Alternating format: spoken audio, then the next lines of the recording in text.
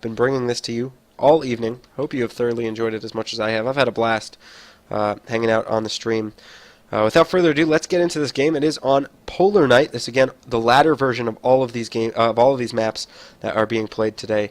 Nothing special, nothing fancy, just the same maps you would see on ladder. In the top position, the 12 o'clock position on the map, it is the purple Protoss player. He's come out on top in each of the first two games of this series. One game away from claiming the title of champion, the StarFleet tournament number 2. It is Perverted. And in the 6 o'clock position, the green Terran player MattFT looking to mount a comeback of which the likes we have not seen yet. And hoping to see a really good series turn out here. It is MattFT. So, 2-0. It's not the end of the world. I think we all remember not too long ago when a guy named Innovation had a lead against Solkey 3-0 in the grand finals of GSL. It was WCS Season 2, I believe. He was up 3-0, and well, Solkey came back and won 4 games in a row. So it does happen, even at the highest levels. It can certainly happen right here in the finals, the grand finals. Winner gets bragging rights forever, and the overlay. I suck. Guys, I quit. I did it. Wait, delay. I did it. Wait, delay. I did it. Wait, delay. I suck, guys. I'm sorry. I really am. Anyway, are we going to see a variation in what Matt has been doing? Mouth's getting tired. Can't make words anymore. Are we going to see a variation in what Matt has been doing so far?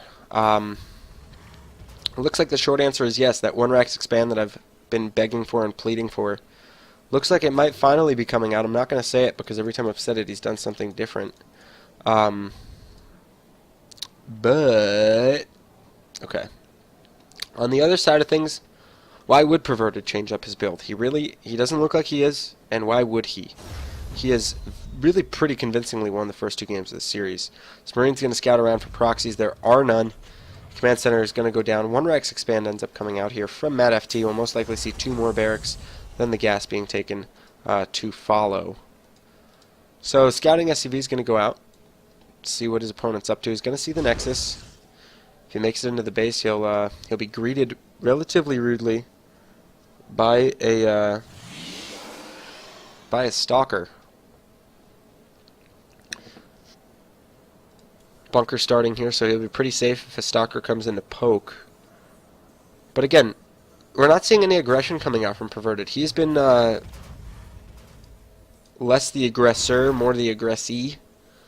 And he's handled it really nicely with his build, which gets him 3 stalkers in each of his mineral lines and an observer in each of his mineral lines before the Widow Mine drop hits.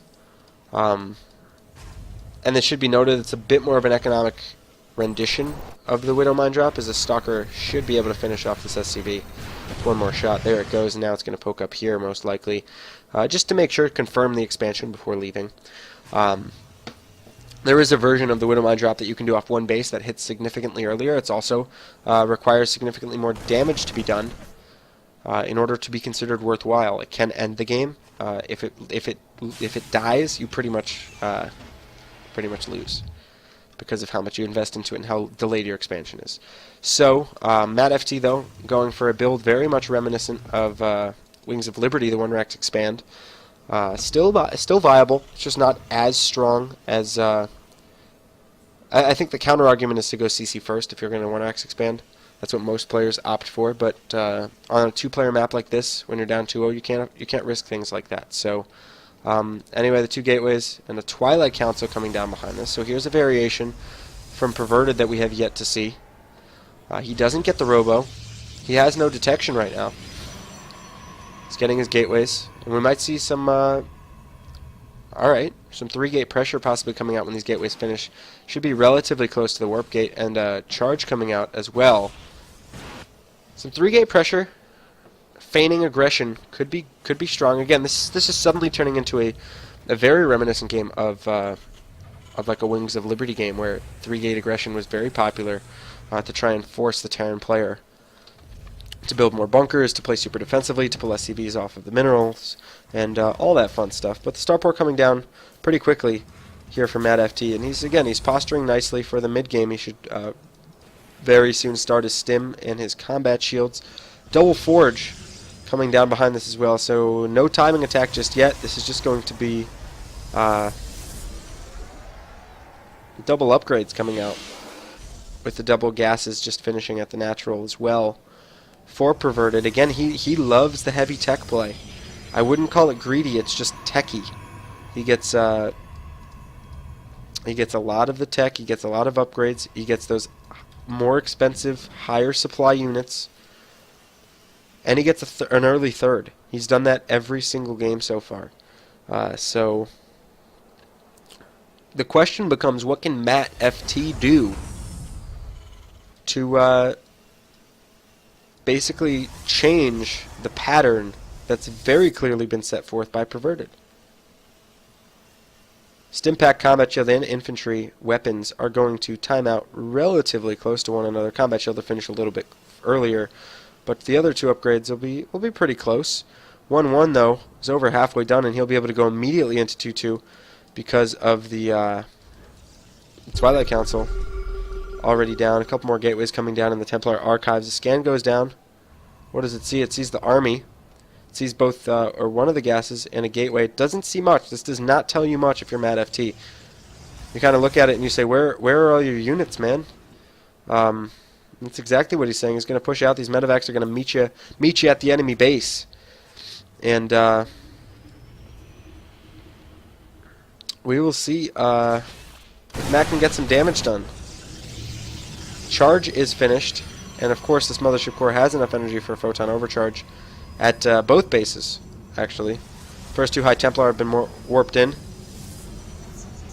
Storm not researching. This is going to be Charge Lot Archon, it looks like. 1-1 has already finished for the Protoss player.